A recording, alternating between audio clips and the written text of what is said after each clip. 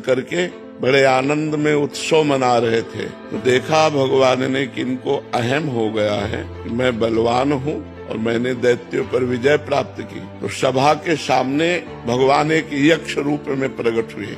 तो देवराज इंद्र ने देखा, बोले कोई भी देवता इनका परिचय लाकर हमें बताओ ये कौन प्रकट हुआ है। तो सबसे पहले वायुदेव प्रकट हुए। विश्व में वायुदेव से बढ़कर कोई बलवान नहीं। तो वायु देवता गए और कहा, यक्ष तुम कौन हो? तो उनका हम तो अपना परिचय बाद में बताएंगे, पहले आप बताएं आप कौन है। बोले मैं पवन हूँ, वायु।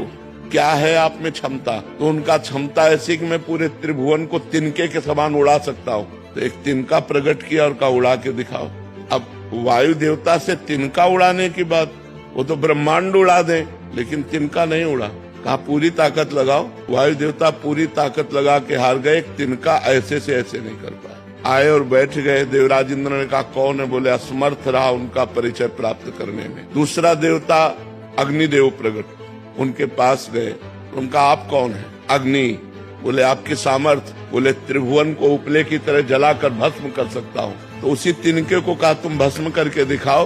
तिनके की तरफ देखा, कुछ नहीं हुआ। पूरा पावर लगा दिया, कुछ नहीं हुआ।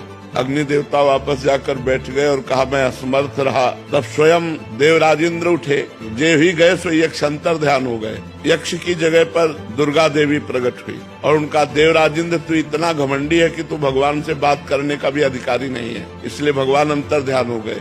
वो यक्ष रूप में भगवान थे। तो इतना समझ ले, तेरे वायु देवता में इतनी सामर्थ्य नहीं कि तिनका उड़ा सके, अग्नि देवता में इतनी सामर्थ्य नहीं कि तिनके को भस्म कर सके। सब भगवान की सामर्थ्य से युक्त हो।